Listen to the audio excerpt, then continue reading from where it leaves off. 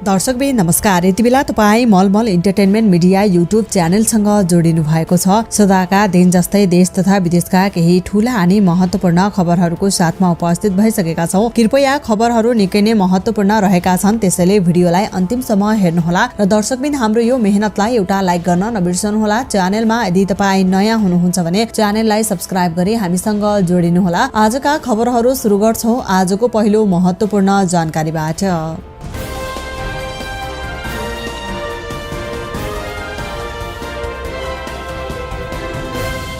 कञ्चनपुरकी 13 वर्षीय बालिका निर्मला पन्तको बलात्कारपछि हत्या प्रकरणको अनुसन्धान गर्न गठित टोली कञ्चनपुर पुगेको छ। अनुसन्धान टोलीका संयोजक डीआईजी दुर्गा सिंह कञ्चनपुर पुगिसकेकी छन्। टोलीका अन्य सदस्य भने कञ्चनपुर जाने तयारीमा रहेको प्रहरी स्रोतले जनाएको छ। यसअघि पनि केन्द्रीय अनुसन्धान ब्युरो सीआईबीका जुनियर प्रहरी अफिसरको एक टोली कञ्चनपुरमै बसेर उक्त घटनाको अनुसन्धान गरिरहेको छ। गृह मन्त्रीको कमान्ड सम्हाले लगत्तै आफ्नो पहिलो निर्णयमा नै रवि लामिछानेले पन्तलाई न्याय दिन अधिकतम पहल गर्ने बताएका थिए। उप प्रधानमन्त्री समेत रहेका लामिछानेकै निर्देशनपछि प्रहरी हेडक्वार्टरले सिंहको नेतृत्वमा 5 सदस्यीय अनुसन्धान समिति गठन गरेको थियो। समितिमा सिंहसँगै सीआईबीकै एसपी कमल थापा, इन्सपेक्टर हिरेन्द्र रोकाए र 2 जना मनोचिकित्सक छन्। उक्त टोलीले कञ्चनपुर पुगेर निर्मला घटनाको मिहिन अनुसन्धान गर्ने बताइएको छ। त्यस्तै सत्ता साझेदार दलको बैठकले सरकारको न्यूनतम साझा कार्यक्रमलाई पूर्णता दिने निर्णय गरेको छ। प्रधानमन्त्री निवास बालुवाटारमा बुधबार साँझ बसेको बैठकले विशेष गरेर आम नागरिकसँग सरोकार राख्ने, जनताको मन छुट्न सक्ने भ्रष्टाचार नियन्त्रण, जनजीविकाका सवाल तथा अन्य नीतिगत सवालमा केन्द्रित रहेर सरकारको न्यूनतम कार्यक्रम ल्याउने निर्णय गरेको हो। बैठकबारे पत्रकारलाई जानकारी दिँदै उप प्रधानमन्त्री एवं गृह मन्त्री तथा राष्ट्रिय स्वतन्त्र पार्टीका अध्यक्ष रवि लामिछानेले भने बाहिर मात्रै मन्त्रालय फुटाउने बढाउने भन्ने सवाल आएको छ, तर त्यस बारेमा बैठकमा कहीँ कतै पनि छलफल भएको छैन। यो कहाँबाट आयो हामीलाई थाहा छैन, त्यसतर्फ जाने कुनै तयारी पनि छैन। सरकारको न्यूनतम कार्यक्रम ल्याएर सरकारले संसदद्वारा विश्वासको मत ल्याएपछि मात्रै मन्त्री परिषद विस्तार हुने उप प्रधानमन्त्री लामिछानेले जानकारी दिएका छन्। त्यस्तै राहदानी विभागले सफ्टवेयरमा देखिएको समस्याका कारण सेवा प्रवाह गर्न नसक्ने बताएपछि प्रधानमन्त्री तथा मन्त्री परिषद कार्यालयको सूचना तथा प्रविधि टोलीले विभागको त्रिपुरेश्वर स्थित कार्यालयको निरीक्षण गरेको छ। टोलीले विभागका महानिर्देशक, प्रशासन र सफ्टवेयरको प्राविधिक सपोर्ट गर्ने टिमसँग अहिले देखिएको समस्याका बारेमा विस्तृत छलफल पनि गरेको छ। प्रधानमन्त्री कार्यालयको प्राविधिक टिमले सम्झौता अनुसार कम्पनीले समस्या हल नगरेको र कम्पनीका कारण जनताले शास्ति भोग्नु परेकाले तत्काल समस्या हल गर्न निर्देशन दिएको छ। यसका लागि कम्पनीको केन्द्रीय कार्यालयबाट नै प्राविधिक झुकाएर तत्काल समस्या समाधान गर्न निर्देशन दिएको हो। त्यस्तै काठमाडौँ महानगरपालिकाका मेयर बालेन्द्र शाह बालेन इन्डोनेसिया गएका छन्। मेयर बालेन निजी भ्रमणको लागि इन्डोनेसिया गएको मेयरका प्रमुख स्वकीय सचिव भूपदेव शाहले जानकारी दिए। अस्ति 19 गते बेलुकी मेयरज्यू परिवारको सदस्य, सचिवालय सदस्यको परिवार र केही साथीहरू सहित इन्डोनेसिया भ्रमणमा निस्किनु भएको हो। शाहले भने उनका अनुसार बालेन 25 पुसमा नेपाल फर्किने छन्। यो भ्रमण नितान्त निजी रहेको र सरकारी कार्यक्रम नरहेको स्वकीय सचिव भूपदेवले बताएका छन्। काठमाडौँ महानगरको मेयरमा निर्वाचित भएपछि बालेनको पहिलो विदेश भ्रमण हो। त्यस्तै भारतसँगको खुला सिमानाको फाइदा उठाएर हुने अवैध व्यापारलाई नियन्त्रण गर्न नेपाल चेम्बर अफ कमर्सले उप प्रधानमन्त्री एवं गृहमन्त्री रवि लामिछानेको ध्यानाकर्षण गराएको छ। गृहमन्त्री लामिछानेलाई बुधबार बधाई एवं शुभकामना दिने क्रममा चेम्बर पदाधिकारीको टोलीले सीमामा हुने अनधिकृत व्यापार नियन्त्रणका लागि आग्रह गरेको हो। गृहमन्त्री लामिछानेसँगको भेटमा चेम्बरका अध्यक्ष राजेन्द्र मल्लले भारतसँगको सीमालाई व्यवस्थित गरेर अवैध कारोबारलाई नियन्त्रण गर्नुपर्ने बताए। मल्लले भने नेपाल भारत खुला सीमाको फाइदा उठाएर अवैध कारोबारहरू भइरहेका छन्। सीमामा हुने अवैध व्यापारका कारण सरकारले अरबौं रुपैयाँ राजस्व समेत गुमाइरहेको छ। खुला सीमा भएकाले अनियन्त्रित रूपमा अनधिकृत व्यापार फस्टाइरहेको छ। यसबाट राजस्व प्रभावित हुन पुगेको र स्वच्छ व्यवसायीहरूले प्रतिस्पर्धा गर्न समेत नसकिरहेको परिस्थिति रहेकोले यसमा प्रभावकारी अनुगमन गरी करको दायरामा ल्याउनु पर्नेछ सुझावमा भनिएको छ। त्यस्तै नेपाल प्रहरीले फिल्ममा प्रहरीलाई नकारात्मक रूपमा चित्रण नगर्न आग्रह गरेको छ। बुधबार प्रहरी प्रधान कार्यालयमा आयोजित चलचित्र कर्मीसँगको अन्तर्क्रियामा प्रहरी प्रवक्ता टेक प्रसाद राईले यस्तो आग्रह गरेका हुन्। नकारात्मक रूपमा प्रस्तुत गर्दा प्रहरी सेवा प्रति नागरिकको आकर्षण कम हुन सक्ने चिन्ता उनले व्यक्त गरे। प्रहरीको प्रमुख दायित्व नागरिकको जीव धनको सुरक्षा गर्ने भएकोले प्रहरी राम्रो भएमा मात्र समाज राम्रो हुने बताउँदै उनले सकारात्मक रूपमा चित्रण गर्न आग्रह गरे। प्रहरीले आयोजना गरेको चलचित्र कर्मी र विज्ञसँगको अन्तर्क्रियामा चलचित्र विकास बोर्डका अध्यक्ष भुवन केसी, निर्माता संघका अध्यक्ष नवल खड्का लगायत उपस्थित थिए। प्रवक्ता राईले कलाकार र चलचित्र क्षेत्र बीचको समन्वय र सहयोग आदान प्रदानको लागि यो अन्तर्क्रिया आयोजना गरिएकोले चलचित्र क्षेत्रलाई आवश्यक सहयोग गर्न प्रहरी तत्पर रहेको बताएका छन्। त्यस्तै प्रहरीले वीरगञ्ज 11 रानीघाटमा रहेको 3वटा गोदाममा छापा मारेको छ। बुधबार खाद्यान्न व्यापारीहरू देव शरण शाह, कृष्ण शाह र नेपाली बाबु भनिने सुनिल शाहको गोदाममा प्रहरीले छापा मारेको हो। भन्सार छलीका 13 लाख मूल्य बराबरको चामल बरामद गरेको छ, जसमा भन्सार छली गरेर ल्याइएका 20 र 24 किलो दरका 919 बोरा चामल बरामद गरेको जिल्ला प्रहरी कार्यालय पर्साका प्रवक्ता प्रहरी नायब उपरीक्षक दीपक गिरीले जानकारी दिए। यस्तै देव शरणको गोदामबाट 365, कृष्णको गोदामबाट 136 र सुनिलको गोदामबाट 427 बोरा चामल बरामद गरिएको उनको भनाइ छ। बरामद गरिएका चामलको मूल्य अन्दाजी 13 लाख रुपैयाँ कायम गरेर आवश्यक कारबाहीका लागि वीरगञ्ज भन्सार कार्यालयमा पठाइएको उनले जानकारी दिएका छन्।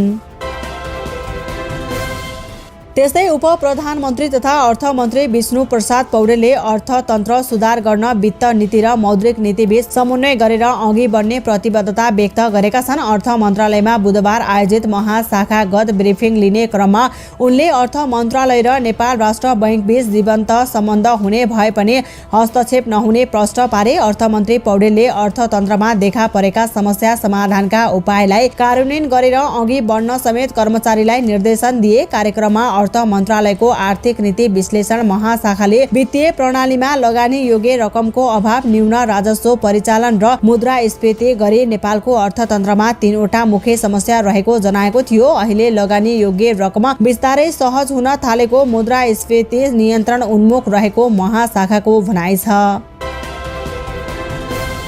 त्यस्तै कोरोना भाइरस विरुद्धको अतिरिक्त मात्रा बुस्टर डोजका लागि खोप आउने भएको छ। भ्याक्सिन र खोपका लागि ग्लोबल एलायन्स गाविले 15 लाख मात्रा खोप दिने भएको हो। स्वास्थ्य सेवा विभाग परिवार कल्याण महाशाखा खोप शाखाका प्रमुख सागर दाहालले 1 महिनापछि आगामी माघ 19 गते सो परिमाणको खोप आउने भएको जानकारी दिए। यही पुस 14 गते सरकारले बुस्टर डोज खोपका लागि औपचारिक रूपमा गाविलाई पत्र लेखेको थियो। कोरोना भाइरसको संक्रमण बढिरहेका बेला सरकारले बुस्टर डोज खोप ल्याउने तयारी गरेको हो। उनका अनुसार अमेरिकाबाट गाविले कोभ्याक्स सुविधा मार्फत नेपाललाई खोप उपलब्ध गराउनेछ। त्यस्तै सुन काण्डमा मुछिएका निलम्बित प्रहरी नायब उपरीक्षक डीएसपी ठग बहादुर केसीमाथि अनुसन्धान सुरु भएको छ। व्यवसायीको 35 तोला सुन र 25 लाख रुपैयाँ हिनामिनाको आरोपमा निलम्बनमा परेका केसीमाथि छानबिन गर्न गठित समिति बुधबारदेखि बुटवल आएर अनुसन्धान सुरु गरेको प्रहरी स्रोतले बताएको छ। अनुसन्धानका लागि प्रहरी वरिष्ठ उपरीक्षक चन्द्र कुबेर खापुङको नेतृत्वमा समिति गठन भएको थियो। समितिले 1 महिनाभित्र अनुसन्धान प्रतिवेदन बुझाउने जिम्मा पाएको छ। समितिको प्रतिवेदन का आधारमा केसीमाथि थप कारबाही अघि बढाउने रूपन्देहीका प्रहरी प्रमुख रविन्द्र रेग्मीले बताएका छन्। त्यस्तै सवारी चालक अनुमति पत्र लाइसेन्सको लागि दिइने ट्रायलमा 70 अङ्क ल्याए उत्तीर्ण हुने प्रणाली बुधबारदेखि लागू गर्ने तयारी अन्तिम चरणमा पुगेका बेला बागमती प्रदेश मुख्यमन्त्री कार्यालयले पुनः रोक लगाएको छ। ट्रायल सञ्चालकहरूले काठमाडौँ उपत्यकामा लाइसेन्सका लागि 70 अङ्क प्रणाली लागू नगर्न दबाब दिइरहेको घटना सार्वजनिक भइरहेका बेला मुख्यमन्त्री कार्यालयले तेस्रो पटक हस्तक्षेप गरेर रोक लगाएको हो। मुख्यमन्त्री कार्यालयले प्रणालीका विषयमा अध्ययन गर्ने भन्दै प्रदेश श्रम रोजगार तथा यातायात मन्त्रालयका सचिवको संयोजनमा समिति गठन गरी तत्कालका लागि प्रणाली लागू नगर्न निर्देशन दिएको छ। 4 सदस्यीय समितिलाई प्रणाली कसरी लागू गर्न सकिन्छ भन्ने बारे 1 महिनाभित्र सुझाव सहितको प्रतिवेदन दिन भनिएको छ। 10 गते बागमती प्रदेश श्रम रोजगार तथा यातायात मन्त्री घनश्याम दाहालको उपस्थितिमा ट्रायल सेन्टर सञ्चालन गरिरहेका यातायात कार्यालय प्रमुखहरूले बुधबारदेखि 70% प्रणाली लागू गर्ने प्रतिबद्धता जनाएका थिए। तर मुख्यमन्त्री कार्यालयले कार्यालयले 14 गते यातायात मन्त्रालयलाई पत्राचार गरेर रोक लगाएको जानकारी गराइएको हो। त्यस्तै जनमत पार्टीका अध्यक्ष सीके राउतले मधेसमा संघीय सरकारमा भन्दा विपरीत समीकरण बनाउने आफूहरूको चाहना नभएको बताएका छन्। नयाँ सत्ता समीकरणतर्फ ध्यान दिएका छैनौं, संघमा पनि र प्रदेशमा पनि। अध्यक्ष राउतले भने संघीय सरकार निर्माणमा बनेको सत्ता समीकरण विपरीत मधेस प्रदेशमा सरकार बनाउन कांग्रेसले पहल गरेको र त्यसमा जनमत पार्टी सहभागी हुन सक्ने भनी चलेका चर्चा गलत भएको उनको भनाइ छ। तर मधेस प्रदेश सरकारको नेतृत्व कसले गर्ने भन्ने विषयमा कुरा मिल्न बाँकी रहेको अध्यक्ष राउतले बताए। सत्ता साझेदार दलहरूका बीचमा मधेस प्रदेशमा जनता समाजवादी पार्टी जसपा र जनमत पार्टीलाई मधेस प्रदेश सरकारको नेतृत्व आधा आधा कार्यकाल गर्न दिने मौखिक समझदारी छ। कसले पहिले नेतृत्व गर्ने विषय टुङ्गिन बाँकी छ। 107 सदस्यीय मधेस प्रदेश सभामा सरकार बनाउन 54 सिट आवश्यक पर्छ। सबैभन्दा धेरै 23 सिट एमाले छ, कांग्रेसको 22, जसपाको 16 र जनमतको 13 सिट छ। माओवादी केन्द्र र लोसपाको 9, एकीकृत समाजवादीका 7, राप्रपाका र नागरिक उन्मुक्तिका 1 सांसद छन्। 3 स्वतन्त्र सांसद रहेका छन्। त्यस्तै शहरी क्षेत्रमा हुने मानव ओसार पसार र बेचबिखन जस्ता क्रियाकलाप निषेध प्रति महानगरपालिका संवेदनशील रहेको काठमाडौँ महानगरकी उपमेयर सुनिता डङ्गोलले बताएकी छन्। शान्ति फाउन्डेसनसँगको सहकार्यमा महानगरले सञ्चालन गरेको हाम्रो सम्मान परियोजनाका आगामी कार्यक्रमका बारेमा धारणा राख्दै उनले भनिन्, अब बैठकमा भन्दा फिल्डमा काम गर्नुपर्ने बेला आएको छ। अहिले शहरमा मानव ओसार पसार र बेचबिखनको शैली फेरिएको छ। हामीले परिवर्तित शैलीमाथि निगरानी गर्नुपर्छ। यसका लागि हाम्रा विगत अनुभव, ज्ञान र सिपलाई उपयोग गर्दै सहकार्य गरौं। सरकारले 2074 सालमा मानव बेचबिखन विरुद्धको ऐन, 2065 सालमा नियमावली र 2070 सालमा कार्यविधि जारी गरिसकेको छ। काठमाडौँ महानगरपालिकाले 2078 साउन 19 गते बसेको कार्यपालिकाको बैठकले लैङ्गिक हिंसा निवारणको सञ्चालन कार्यविधि र मानव बेचबिखन तथा ओसार पसार नियन्त्रण कार्यविधि 2078 स्वीकृत गरेको छ। त्यस्तै राष्ट्र बैंकले गत कार्तिकबाट कार्यान्वयनमा ल्याएको चालु पुँजी कर्जाको मार्गदर्शनमा संशोधन गर्दै व्यवसायलाई सीमाभन्दा बढीको कर्जा समायोजन गर्न 2 वर्षको अवधि दिएको छ। व्यवसायीहरूले हाल लिएको चालु पुँजी कर्जा तोकिएको सीमाभन्दा बढी लिएको भएमा आवधिक कर्जा कायम गरेर त्यसलाई समायोजन गर्न सकिने व्यवस्था दिएको छ। व्यवसायीहरूले 2080 असारदेखि 2082 असारसम्म 5 किस्तामा समायोजन गर्न सक्ने भएका छन्। यसरी समायोजन गर्दा पहिलो वर्ष 2080 असारसम्ममा सीमाभन्दा बढी हुने कर्जा रकमको 10% कर्जा भुक्तानी गर्नुपर्नेछ। त्यसपछि 2080 पुसमा 20%, 2081 असारमा 20%, 2081 पुसमा 20% र 2082 असारमा 30 दरमा भुक्तानी गर्नुपर्ने व्यवस्था रहेको छ। त्यस्तै उपप्रधान तथा गृहमन्त्री रवि लामिछानेले उद्योग व्यवसायको सुरक्षाका लागि सरकार प्रतिबद्ध रहेको बताएका छन्। बुधबार नेपाल चेम्बर अफ कमर्सका पदाधिकारीहरूसँगको छलफलमा गृहमन्त्री लामिछानेले विगतका सरकारले उद्योगी व्यवसायीहरूलाई जस्तो आँखाले हेरे पनि वर्तमान सरकारले रातो कार्पेट ओछ्याएर स्वागत गर्ने बताएका हुन्। उनले उद्योग व्यवसायको सुरक्षाका लागि गृह मन्त्रालयले गर्नुपर्ने कुनै पनि काममा नचुक्ने प्रतिबद्धता समेत जनाए। गृहमन्त्री लामिछानेले सरकारले उद्योग व्यवसाय क्षेत्रको काम गर्न छुट्टै युनिट खडा गर्ने र उद्योगी व्यवसायीहरू साना कामका लागि मन्त्रालय वा कार्यालयमा धाउनुपर्ने अवस्थाको अन्त्य गर्ने पनि बताए। उनले उद्योगी व्यवसायीहरूले आफ्नो व्यापार वृद्धि गरे मुलुकको राजस्व वृद्धिमा ध्यान दिन आग्रह गरे। उनले उद्योगी व्यवसायीहरूले सरकारी कार्यालयका हाकिम र राजनीतिज्ञहरूलाई भेटेर समय खेर फाल्नु नपर्ने बताएका छन्। उनले सरकारको नीतिगत विषयमा समस्या आए व्यवसायीहरूले सल्लाह सुझाव दिन आग्रह गरेका छन्।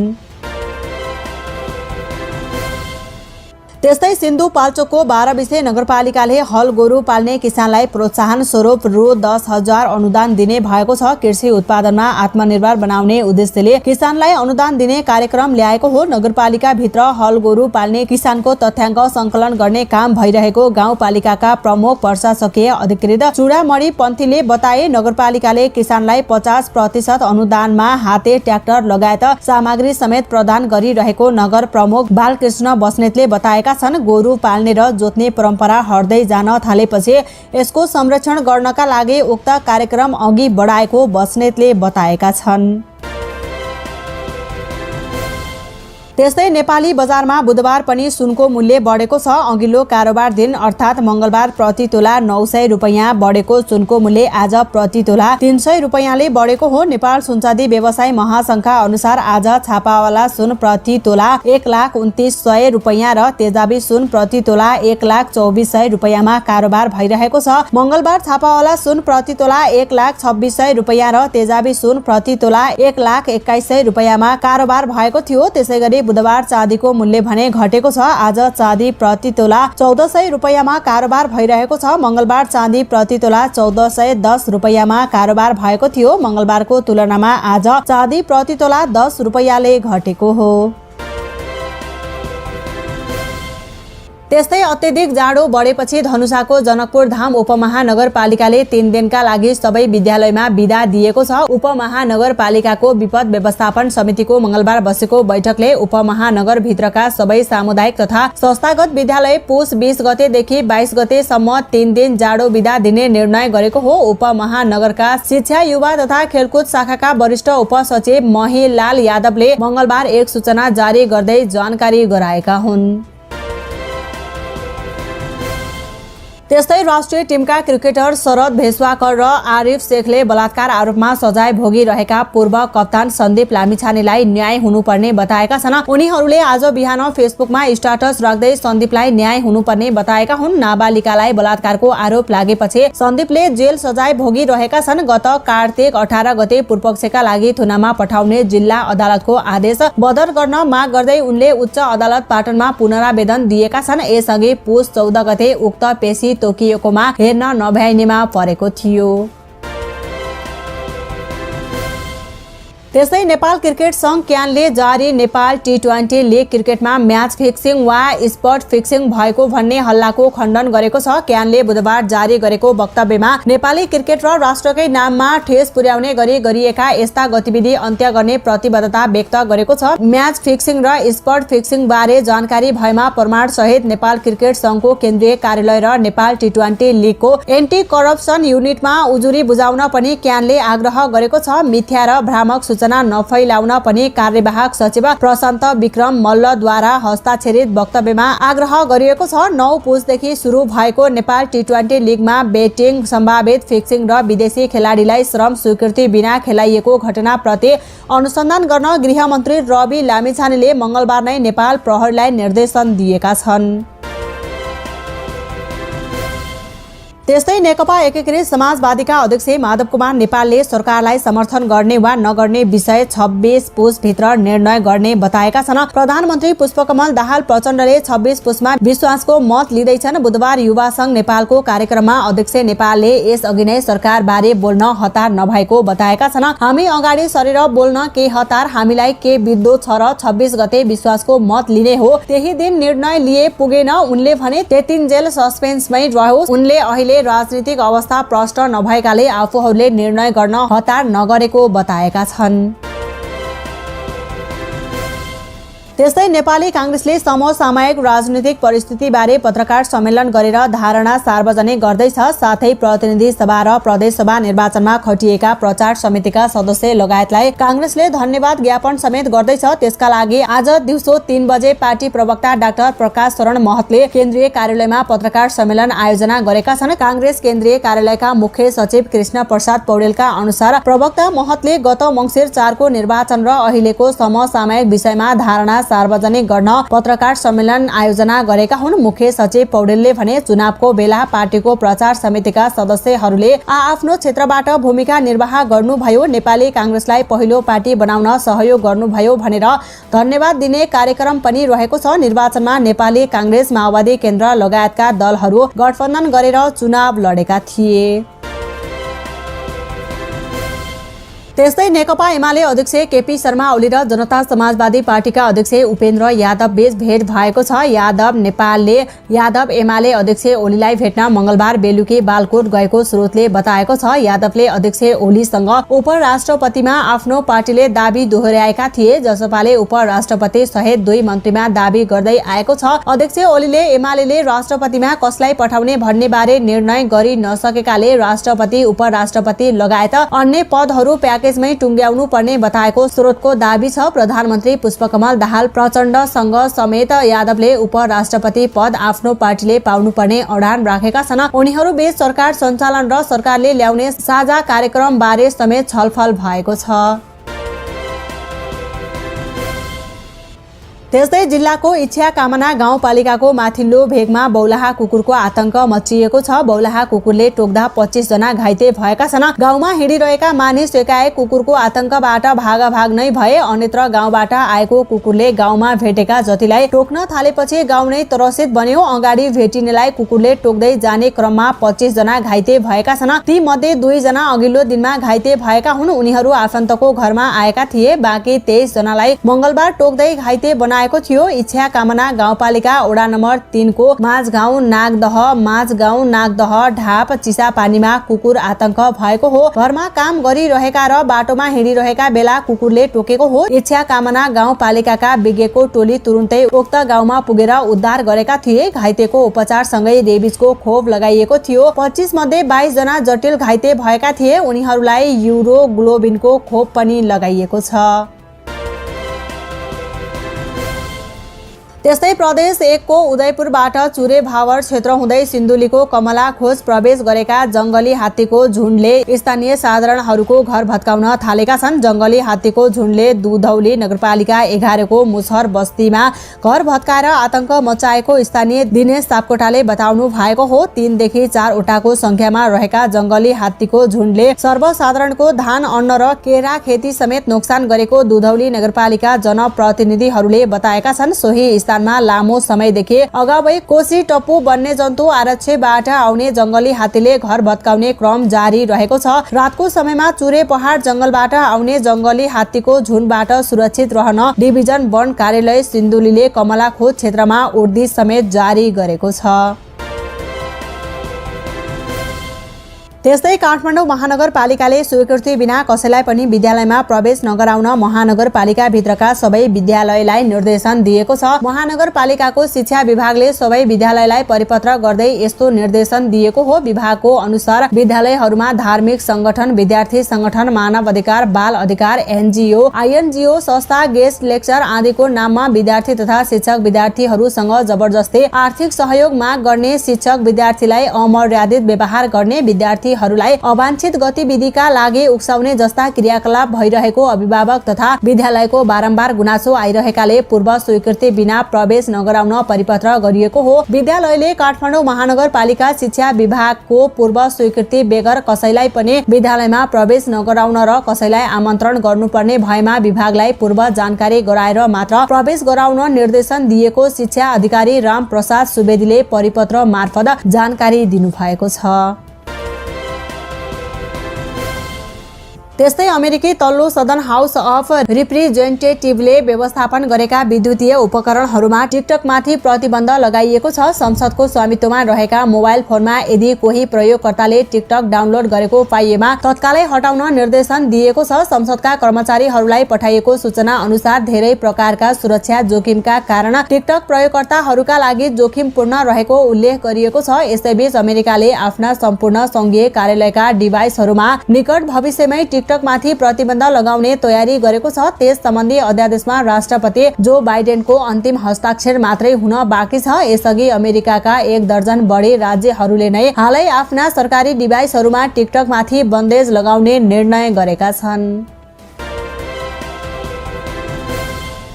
त्यस्तै पोर्चुगलका विश्व चर्चित फुटबल खेलाडी क्रिस्टियानो रोनाल्डोले साउदी अरबको अल नस्र क्लबमा अनुबन्ध हुँदा आफूलाई गर्व लागेको बताएका छन्। मंगलबार साउदी अरबको राजधानी रियाद पुगेपछि पत्रकार सम्मेलनमा उनले अल नस्र क्लबसँग अनुबन्ध हुँदा आफूलाई गर्व लागेको र सन्तुष्ट रहेको बताए। उनले साउदी अरबको फुटबल क्लब अल नस्रसँग 177 मिलियन पाउन्डको सम्झौता गरेका छन्। यो सम्झौतासँगै उनी सन् 2025 सम्म अल नस्र क्लबमा रहनेछन्। पत्रकार सम्मेलनमा उनले युरोपबाट खेल्दा धेरै चीज पाइसकेको भन्दै अब नयाँ चुनौतीलाई पनि सामना गर्ने बताएका छन्।